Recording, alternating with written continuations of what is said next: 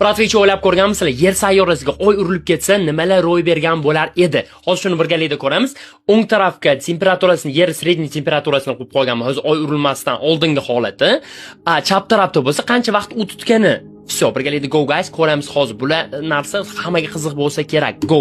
Yuboramiz, mana o'sha sekin oy urilyapti yerga. Urildi ham, mana nimalar ro'y berishini o'zingizlar ko'rishingiz mumkin. Полностью взрыв. Oy parchalanib ketgan, yer polностью mana adashmasam oq bug'lanib ketdi menimcha, hamma suv. Hozir mana yonib turgan narsalar polni gaz bo'lsa kerak. Gazlarni yo'qotib qo'yib ko'ramiz hozir. Polni gazlarni yo'qotib qo'ysa bizga yaxshiroq ko'rinish vid bergan bo'lar edi. Endi polностью suvlar bug'lanib ketdi, yer sayyorasida bug'lanib olib tashlasak ham bo'ladi hozir.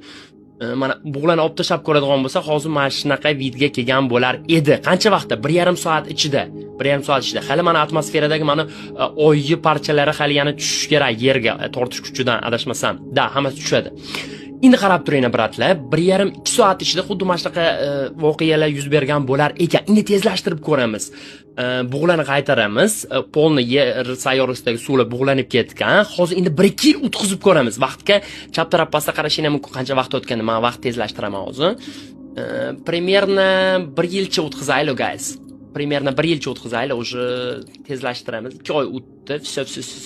1,5 yildan keyin nima ko'rinishga kelgan bo'lar edi? Hamma oy parchalari yerga tushib bo'lib, mana shunaqa ko'rinishga kelgan bo'lar ekan. I plus hozir bug'lanib olib tashlaydigan bo'lsak, mana suvni ozgina qanchadir darajasi qaytgan yerga bug'lanib yomg'ir bo'lib tushib bo'lgan, qanchadir darajasi hali ham atmosferada. Bunday yoqib ko'rsam, mana polni atmosferada suv, mana men adashmasam.